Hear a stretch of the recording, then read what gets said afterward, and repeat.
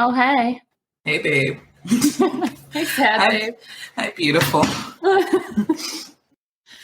How are you? What are you drinking? I am drinking a Golden Monkey, a Victory Golden Monkey. Oh, Um, do they have these in LA? Yeah, right. I never see them. Maybe they do. I don't know. I don't really go for them, so I don't Yeah, look for them. yeah. I mean, I But I've wouldn't, I had one. wouldn't, I wouldn't say that I'm exactly a fan of these. Yeah. Um, what's funny though is that I always forget that I'm not a fan of these after I've already bought them. I do that all the time. Uh, but it is a 9.5% alcohol by Well, volume beer. that'll do. So, There, it's not an IPA though, right? no. It's an ale, triple ale. Oh, okay. Yeah. That'll get you up there. Yeah. I'm not a fan of IPAs. I never have been, not even when I was in college and they became a thing. I don't want my beer tasting like dirt. Some people Not say that into tastes it. like pine. I mean, I don't know what pine tastes like. I guess it's your olfactory system. So, Yeah. if you smell it, then you're also tasting it. Smells are tastes. Tastes are smells. Yeah. I'm not high either. This is just me dropping knowledge. Welcome to the show, everybody. We're your hosts, Brian and Brittany, and it's hot. It's a scorcher in Philly. It's been hot for a long time. How hot is it there? Too hot. All right, that's fair. I got your weather on my phone, so I can find. Oh, it's not. It's only 82. Yeah, only it's normal 82 for you guys, right? Only 82 right now. But yeah, easily getting up into the 90s during the day, which sucks. Do you know what I learned this week? No. For the first time. What did you learn? As a 31-year-old woman, I learned so many things. There's so many things that I'm learning lately, and I'm like, I needed to know this at least 20 years ago. I learned that Davy Crockett was a real person. Yeah. I did not know that. That's some shit I would say. Yeah, no, that's why it's so funny to me. Like, this entire time, I thought he was just like a literary character. That's fair. I mean, it's kind of like Christopher Columbus. Like, was he real? And it's like, or like Caesar. Yes. You know, like they like or Jesus mythologize Christ, people. Like he was a person. Yeah. There's a bunch of those interesting people. I'm like, wow, look at, what do you know? You really exist. Did you learn how did you learn this? Did you learn anything about him? Yeah. He, when he was 14, he got into a fight at school and he was so afraid to go home that he ran away for like 2 years. And when he came back, his family didn't recognize him. And then his dad like sold him into servitude because he had all these debts. What? And then, yeah. I didn't realize they went to school back then, like that long. Yeah, I mean, wealthy. Yeah, no. He wasn't wealthy. That's probably why he was so afraid to go home, because they had to like pay for school back in those days. Like, oh. Maybe they? That's it. I don't know. Yeah. Have they been capitalizing on the school system for that long? I was thinking about school today and how it's just jail for children. Yeah. Like it's just like setting you up to like listen to authority, and like you're like it's all disguised as like we're teaching our kids what they need to learn, but they don't teach you anything that you actually need to learn. They're just literally keeping you there. I remember like feeling, like very tangibly feeling the change in the direction of education when I was growing up. I went to public school for elementary school, and it was great. We had a million electives. I learned how to play instruments. I learned science. It was a great experience. And then I remember being in, I think, fourth grade, and the Terra Novas, which is a standardized test, being introduced for the first time. We had the CMTs, yeah. Yeah, and I Not remember the Country Music Awards, but. But I remember being 9 years old and like tangibly noticing like that things were shifting. Yeah. And then I get to middle school, and it was a very like diverse and crowded middle school with not a lot of supplies, and so not so lucky in that. And then I get to high school. I went to charter school for high school, and I went at a time where charter schools were like still a good, viable alternative to public schools. But then literally by the time I graduated, that again had all changed. Education in this country is questionable. Incredibly questionable. I don't think that anyone honestly knows what the fuck they're doing when it comes to education. Like, no one knows what the fuck they're doing, period. Yeah. I don't think as a civilization we've mastered the art of educating young people. Yeah. There's like no in between. It's either like you said, jail, or it's like that fucking Montessori bullshit, where it's like, let my 6-year-old kid who has no world experience lead their own learning. Like, what the fuck are you talking about? Yeah. Yeah. What are you talking about? What town did you go to high school in or middle school in? Were you in Mississippi? I was in for middle school. So I went to distinctly elementary, middle, and high school. I know a lot of people don't. No, I do the same thing. Yeah. I went to high school in Center City, Philadelphia, right in the middle of... Center City? Like Sin City? Center. Oh, Center. Okay. That accent. Right, yeah, exactly. Right, like sort of at the edge of Old City. Okay.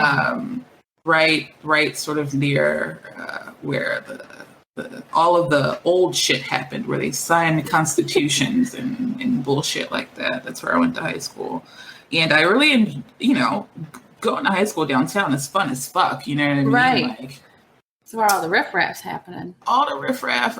You get out of school, you go down to the gallery, you fight the other charter schools. You stalk boys because you're 14 and weird. Stalking is a strong word. More like, showed up and hoped that they made eye contact with you and fell in love. Yeah.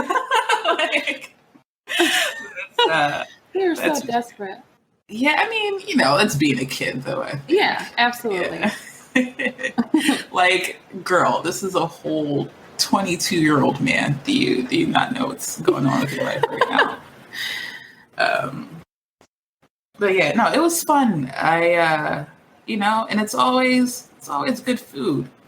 And I had a little job, so I could afford to like go out and buy lunch. And you worked at the mall. You worked at Chick-fil-A. Oh, Chick-fil-A. That's right. Yeah, Chick-fil-A was my first job. Have you ever been to a Chick-fil-A? Feel a chick. Of course I have. I haven't had chicken because Chick-fil-A didn't exist prior to me not eating chicken. But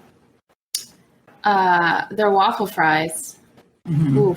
I could fuck up some of those. Yeah, that is so I had never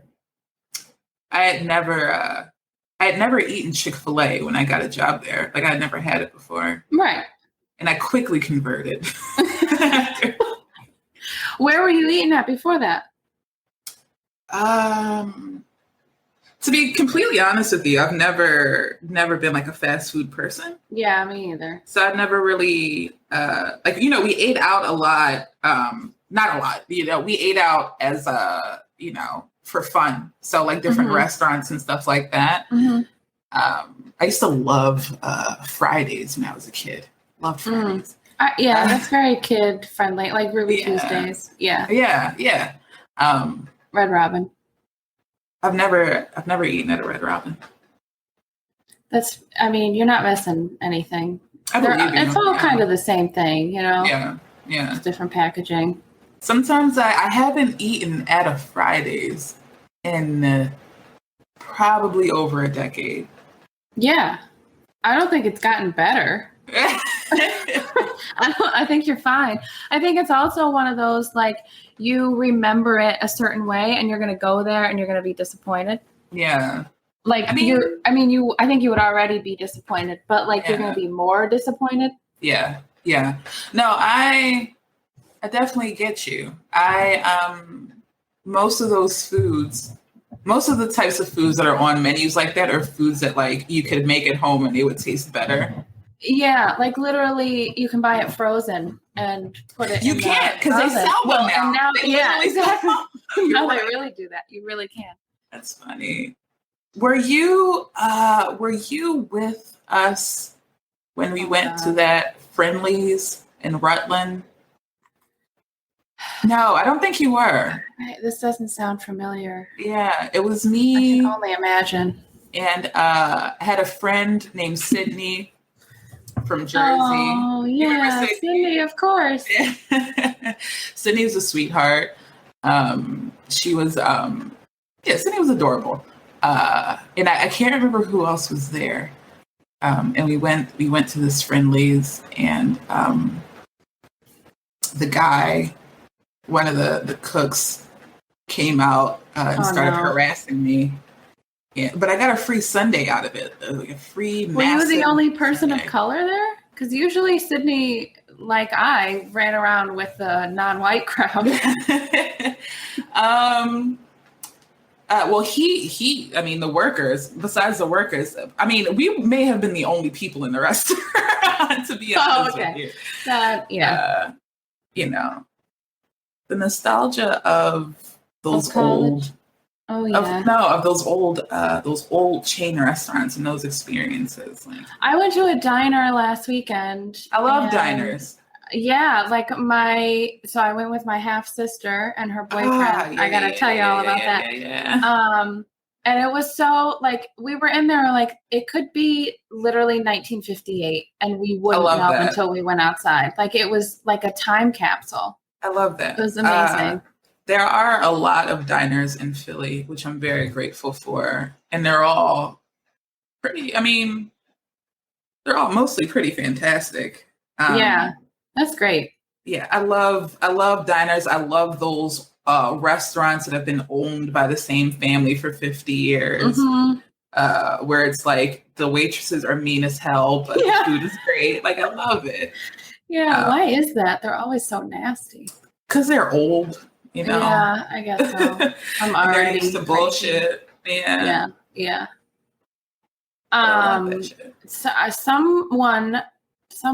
Something. I don't know. I saw something somewhere somehow recently, where like using the term "person of color" is no longer PC anymore either. Mm-hmm. So I don't know. I'm not trying to offend anyone. I'm trying to keep up. Trying not to offend anyone, but I mean, I think you'll let me know if I say anything. Yeah, it must be so hard for you to. It is. I'm just aware of other people's feelings, and I'm gonna have to call myself out because I don't think anyone else is gonna be in the position to be like, actually, you know what? Maybe you shouldn't lynch us. You know what I mean? Like, that's just not gonna happen. So, yeah. I don't know anything about that. Like, I don't know. All right, good. No, that's good because it was the first I'd heard of it. So yeah, I mean, that's POC, person of color, is not a term that is part of my vocabulary. It's not really a term that I use. I tend to identify people when I talk about them. Well, I guess I was saying that because like we used to in college, we would hang out with all different Asian ethnicity. Like there was Korean, we had Indian, we had, so like everybody was there. So I was trying to be all inclusive to anyone who wasn't white. Yeah. But I guess I should just list everyone individually. Yeah, I mean, I don't know. To be honest with you, I think that you're probably thinking about it too hard, Yeah, I'm fragile and white. Duh. Of course I'm overthinking it. I got to make up for all this guilt, all this white guilt I got. Oh, Lord. I remember like having friends in high school and they would be like, oh, we're in love. And I'd be like, no, you're not. You fucking dummy. See, how did you know that at that young age? Because like I still think about that. I'm like, do I know what love is? Yeah. Like have you ever been in love? Oh, this is a tough question for me. I think about this too often. I think if I was ever in love, it would have been with Jonathan. And I don't like, I really do feel like I was in love with him, but then I think about all of the like crap that I was going through at that time, like how manipulative and abusive, and he was a drug addict and an alcoholic, and like it was just a bad situation, and we weren't monogamous, and anyway. So yes, I think so. But then when I think about it, I want to like second guess myself. Like, was I just manipulated into feeling that way so that I could like help him out and buy him drugs and shit, So I don't know. I'd probably say it's. I mean, your feelings are valid, whatever they are. But I'd probably say it's a mix of both. I think that we do have to be careful of those sort of toxic, loving relationships. Yeah. And I think that also we need to have like serious conversations with ourselves about like what actually like love actually looks like to us as individuals. You know what I mean? Yeah. Like I don't That's think what it's that. turned into. Yeah, I don't think that you would think a loving relationship is one that's full of drug abuse and probably emotional abuse. You know what I mean? Yeah, it definitely wasn't like a healthy, it wasn't the type of relationship that I wanted. But I was just so into it and so invested. Yeah, I don't know. Like I still to this day think about the stuff that I would do and I'm like, was I manipulated? Did I just love him so much that I was just trying to do whatever I could? I don't know. Yeah. What about you? No, I've never been in love. Yeah, if I have been, I'm not, and this was the situation, like you're lucky that you've gotten this far and you haven't been in love. Like be thankful that you haven't had to have my experience. Yeah, it wasn't great. I mean, I think, there were times when I thought that I was close, to being in love, and in a lot of ways, I've never dealt with a junkie or anything like that. Oh, Jesus. I mean, it is what it is. But in a space where there's so much codependence, you know what I mean? And then mistaking that for love. Yeah. I've definitely been in that type of situation. Yeah. But no, I've never truly been in love. I'd like to be. Yeah. I'd like to be in love. That's definitely the goal. For you? Love for me is, I think that when I feel sort of holistically content and secure, I think that's love.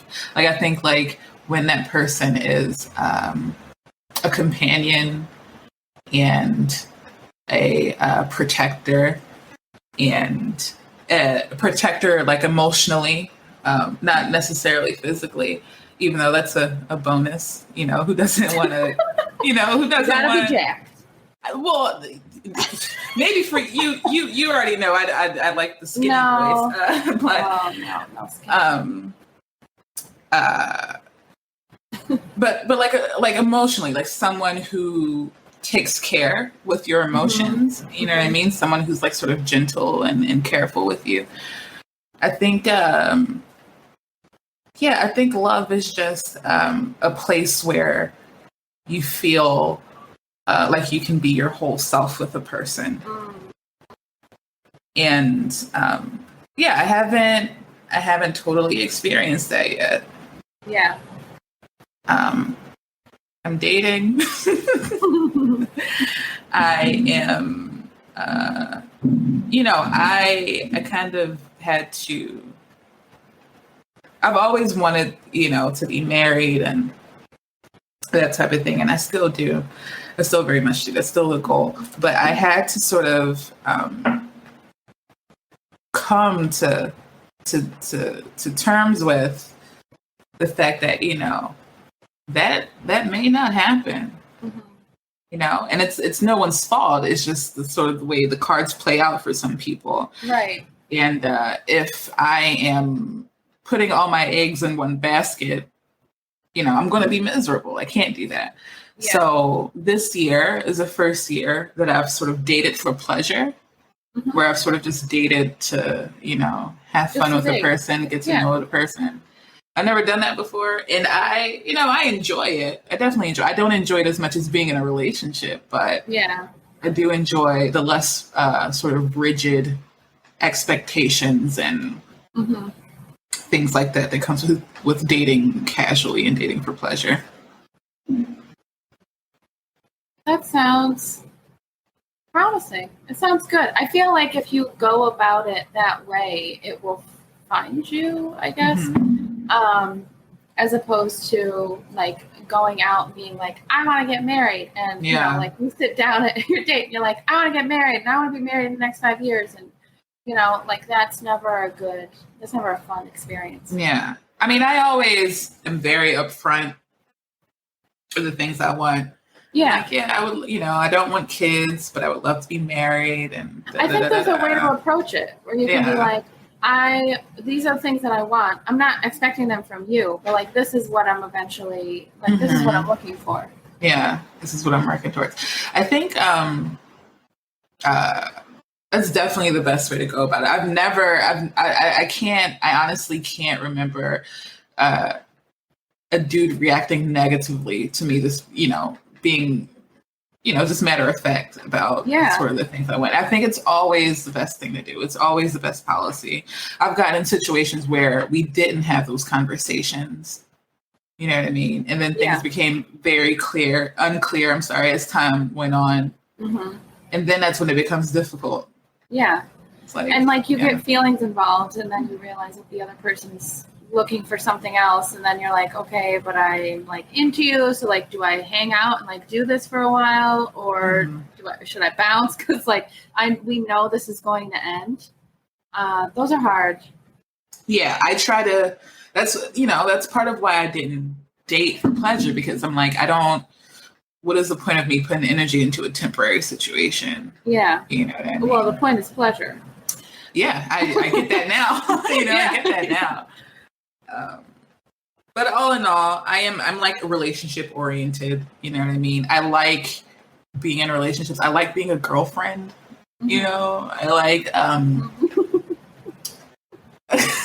Brittany's laughing because I have a disgusted look on my face. I am disgusted with myself. I completely understand it because like I understand what you're saying and like have similar like mushy like gross feelings that I'm so uncomfortable with and like don't like to voice, but like I can't ignore that they exist. And I just think about like 10 years ago, I would be like, who the fuck are you? Like, what are you talking about?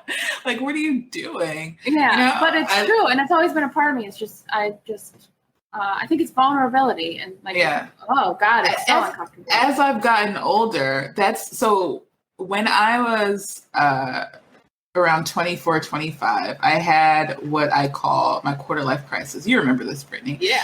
And this is when I did like an overhaul of my life. I was extremely unhappy. I was extremely unhealthy. And I wanted to change that. I was tired of being miserable. And I'm like, the sort of thing that I focused on was like, I want to be the best version of myself. I want to have the best version of all the things I want. I want to get all the things that I want. And that is when I embraced being vulnerable. I embraced the idea that my vulnerability would get me hurt and I would have to deal with that. And I still struggle with that. For me, the struggle was, and I don't know if you can relate to this at all. Like, it was like, you don't want to be the sucker. You don't want to be the one with egg on their face. You know what I mean? But I had to, get over that and realize like, no, like if someone takes advantage of your vulnerability, that's on them, not on you. Like, you're not an idiot for trusting someone or giving so much to someone who didn't give back. They're the bad person. And I enjoy it now. Like, I enjoy being vulnerable. I enjoy being soft. I enjoy being emotional. I enjoy like sort of wearing my emotions on my sleeve when I'm dating a guy. I enjoy, like I said, I enjoy all the relationship shit. I love cooking. You know what I mean? Like, that's how I express my care. I'm not the necessarily most, well, maybe I am. I'm not sure if I'm, the most like sort of physically affectionate person. I think I am though, but maybe that's just because I'm not. And I feel like I'm doing it a lot.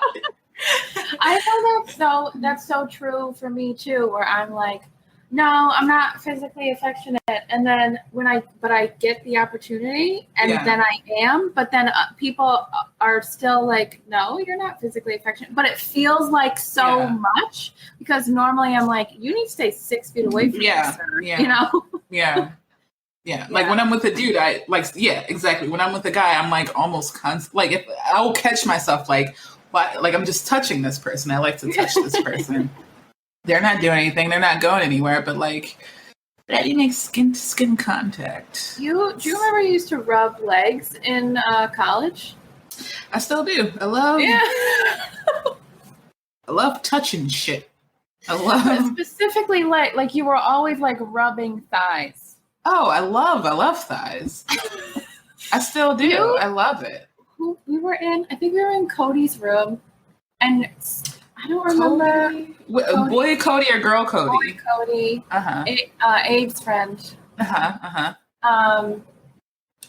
And he had that corner dorm in Moses, and there was like 2 other girls in there, and I don't remember who they were, but one of them was like rubbing your calf, and they were like, "It's so smooth. It's so smooth. How is your leg so smooth?" Granted, we were in Vermont. We're like no one shaves at all ever. We were also drunk as shit. Right. If I was in Cody's room, I was fucked up. Yeah. We were probably on shrooms, and But anyway, so I just remember that. I remember that vividly. I can't remember who it is, but I can hear her voice. And like, your legs are so smooth. No, you're right. Same. I remember it nebulously, probably the same way you do, but I can't remember any of the faces. Yeah, that's funny. No, I love thighs. I love men's thighs. Yes, that's always been a thing for you. Yeah. You are always like talking about men's like muscular thigh, like it's something that I never even consider. And then look at his thighs. I'm like, what? They feel so nice. They feel so nice. I love men's thighs. I like. I don't know. I do. I like men's bodies. I like women's bodies. I like bodies. I like that shit.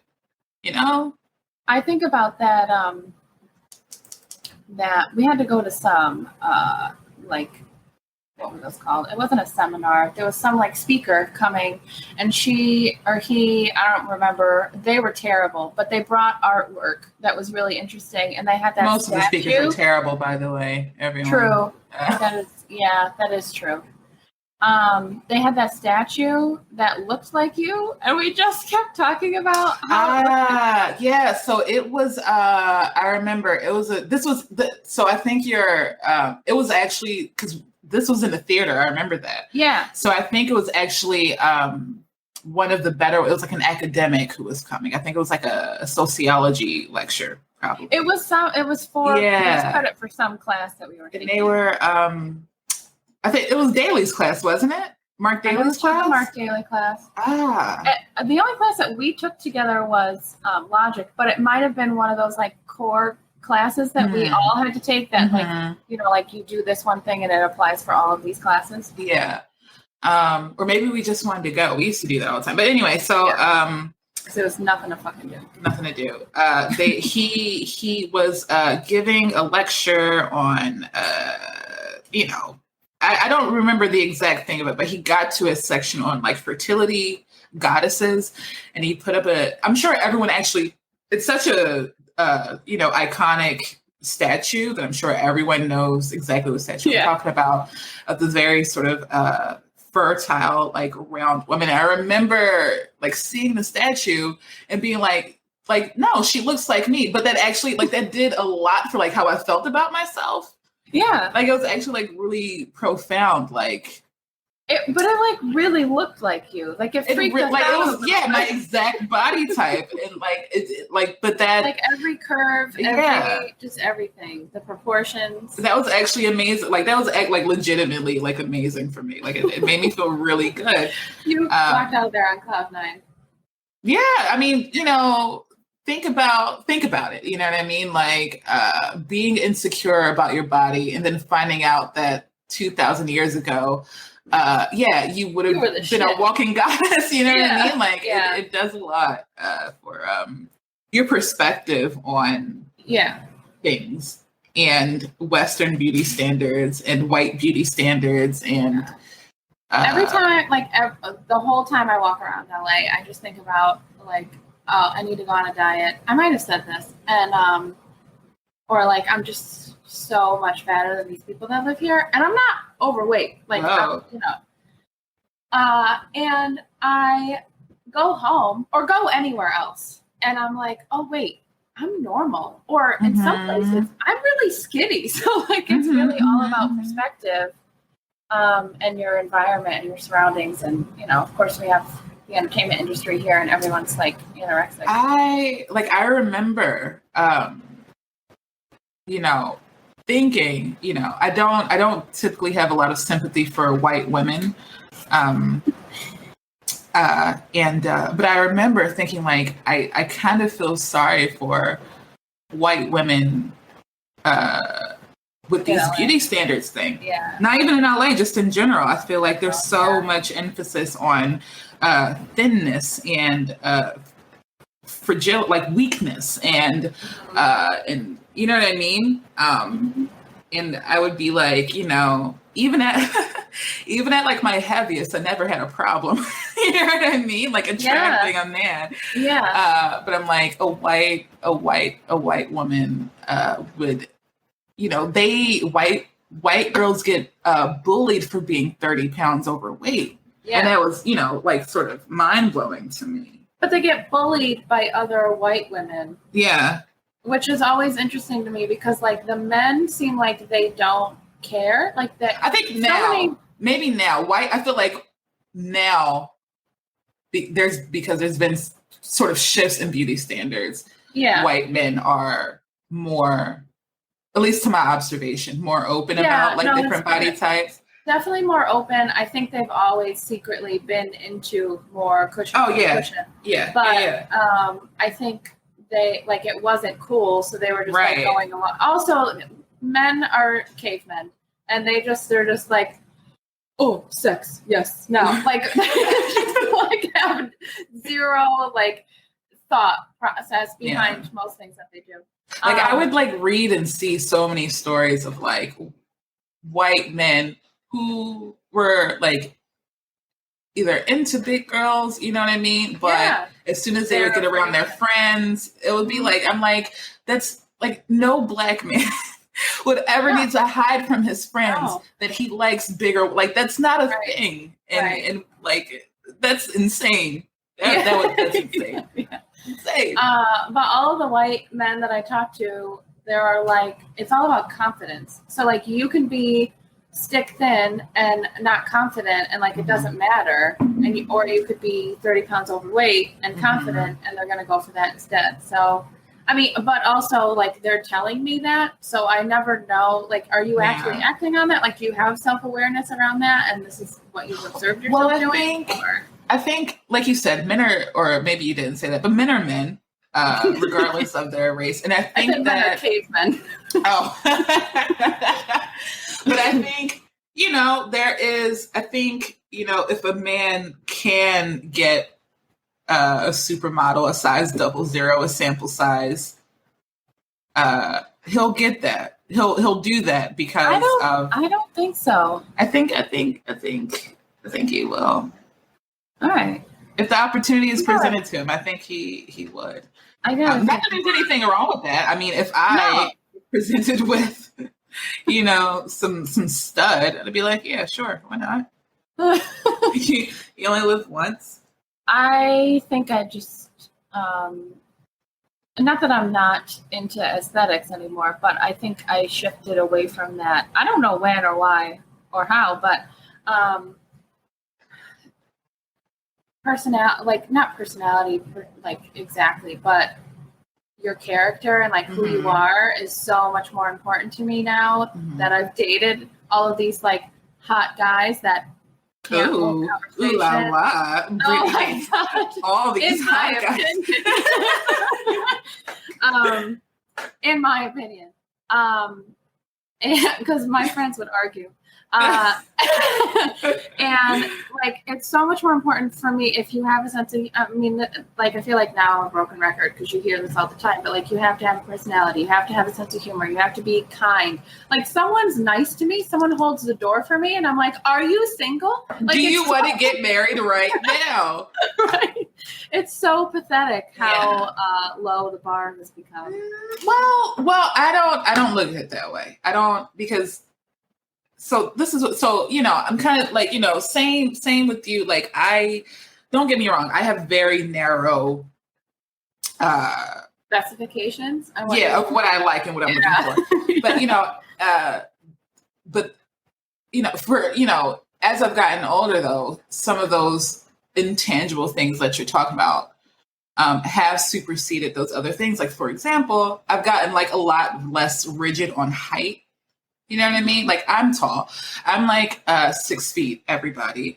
And I'm anywhere from like 6'4" to 6'6" in heels, right? You know what I mean? I used to be very rigid about height, but first of all, not many men are going to be taller than me. Right, exactly. You know what I mean? And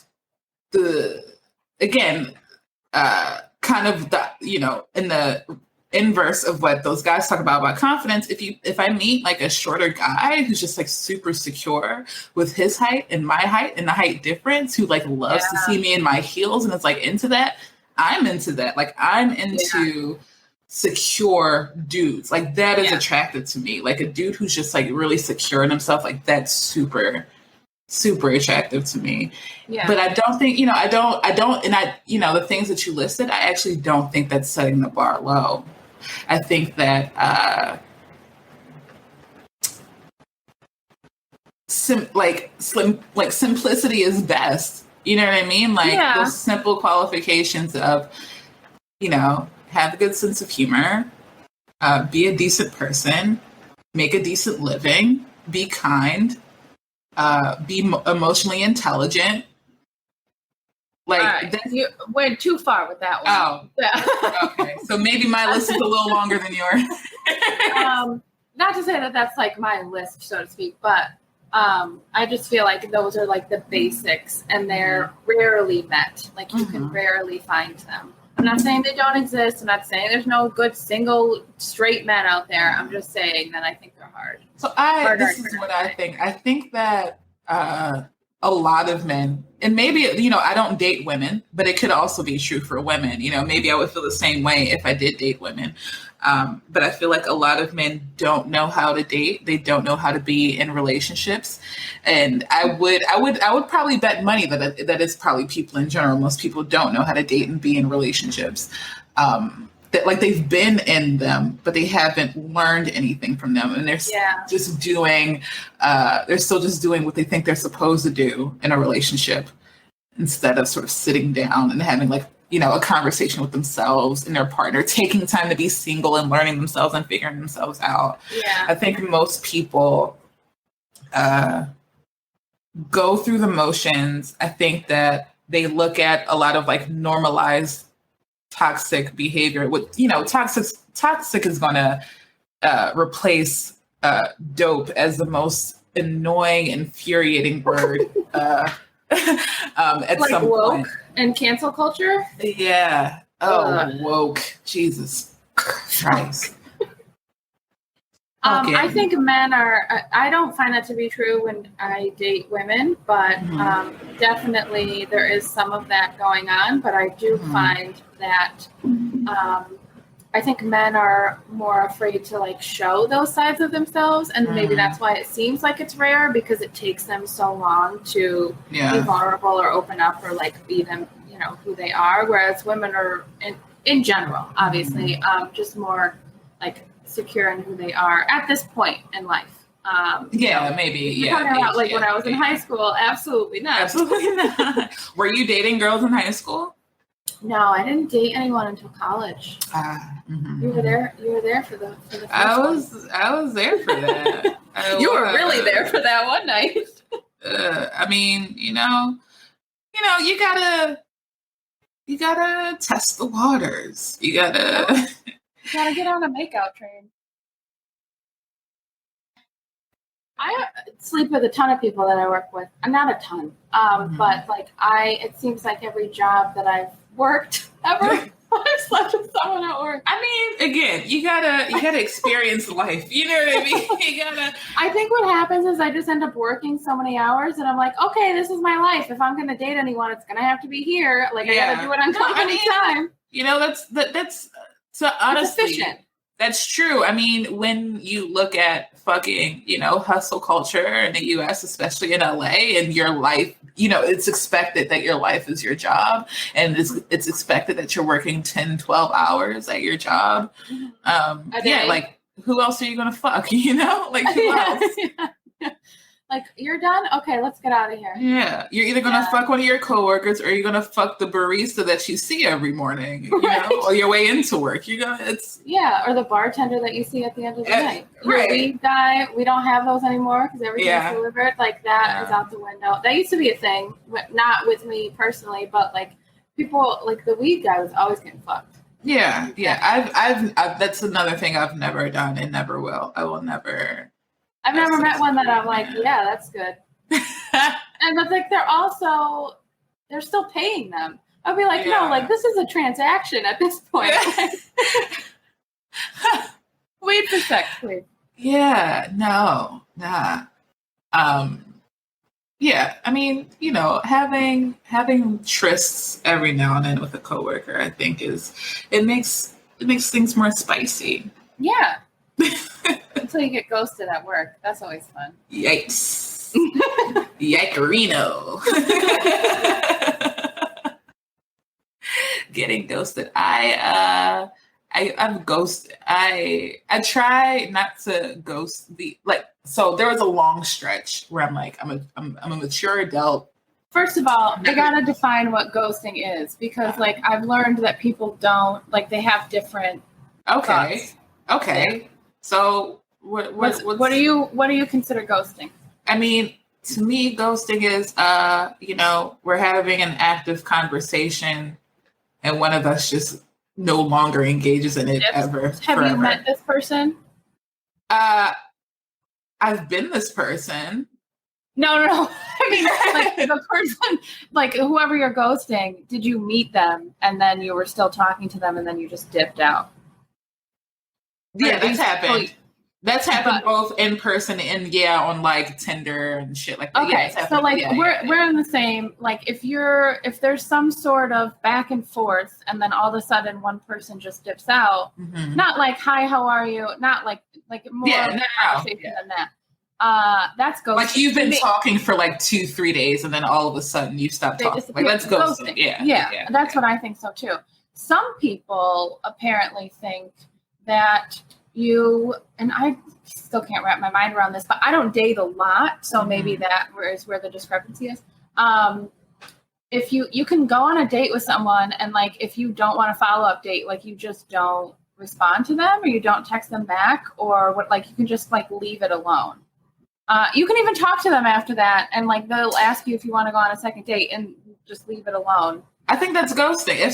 If you've already gone on a date with someone, but like that's their first step for ghosting. If they're like talking to someone else and just stop talking to them, they don't consider that ghosting. Really? Yeah, I know.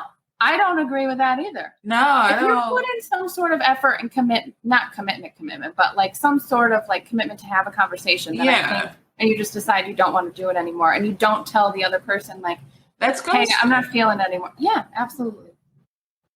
All right, I'm glad we're in agreement. I think that's craziness. That's some flaky LA shit. Yeah. Yeah. Agreed. No, if you've exchanged, if you've had a conversation and you just stop, that's ghosting, period. And, like I said, I used to be very, I tried to be like, I'm not going to ghost anybody. I'm going to be, I'm going to have a conversation every time I don't want to. But, you get into situations and you're like, no, this person doesn't deserve a closure. Like this person doesn't deserve like an outgoing message. Like this person, I met this guy. He was an Uber driver, and he got my number from Uber and texted me directly. Which I don't think they can do. You should not do. And typically, it would have pissed me off, but I was feeling like adventurous that day. And I'm like, why not? This guy was so fucking weird. He would send me like multiple pictures of himself every day. And I'd be like, why are you sending me pictures? Like what? And he's not the first guy to have done that, who've just like sent like unsolicited selfies. Like if we've been talking for a while, you know what I mean? Yeah. Or, if we're having a conversation where something's relevant and you send me a picture of yourself, that's different. Send me all the pictures of you. Don't send me pictures. I will immediately be unattracted to you. Like if you're already dating someone, you would be unattracted. I fall out of it really quick. Like you get one strike and you're out. But like we met yesterday. Like, why are you? And so my theory on this was like he wanted you to reciprocate, and he wanted like. That was your theory. Yeah. It is every time they do that. That's what it is. I have no idea. That was just like what I was like. I don't know why you sent. I seriously. I mean, but it was just like full. Weren't they just like mirror selfies? Like he's just like, I look good today. I don't know. Look how hot I am. I don't know. I do not know. Don't do that. Just don't. Like, why are you? Why? No, you didn't ask for it. I also don't like it. If like that's your thing, you can send it and see if you get a response. But if you don't get a response, don't keep sending photos. Kept sending them. Ridiculous. And it's like, so. And the other thing I don't like is like, don't ask me to send you a picture of myself. Like I've had dudes be like, oh, can you send me a pic? And I'm like, no, like, no, what do you, no, what the fuck? But I've seen your, some of your sexts and you're sending them to somebody. So there's people I'm established with, you know what I mean? Okay, got it. So those not are just people who randos have, on Snapchat. yeah, those are people who've already seen my body, people Yeah. I already have a thing with, you know what I mean? People I'm Yeah. actively dating. But like some guy that I met 2 days ago, no. Or the day, like I'm not, I've had dudes say, I need a picture for my contacts. Nigga, what? No, you don't. Tell me that too. And I'm like, no, I don't have pictures in my contacts. Like, Right? if I don't know what the fuck your name is, then you shouldn't, wouldn't save your number. Like, I don't. Dudes I've met on Tinder. Oh, go to fuck on my Tinder and save it. Right. How about Steal that photo. Better yet, go on my Apple iPhone because everyone can have that photo. Hack my iCloud and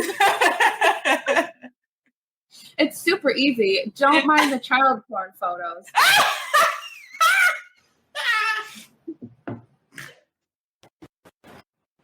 We wish you all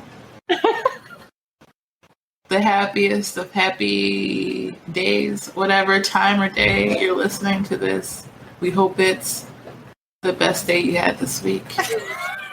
And we love you. Oh, I don't know you, so I'm not going to go that far. I'm not high. Brittany's an asshole. That's not the first time I've heard that. So I love you. I like you love guys. You all. I love you. Oh, thank you, babe. Thank you so much, baby. I'm getting freaked out. I gotta go. Thanks for joining us, everybody. Take care. Bye. Deuces.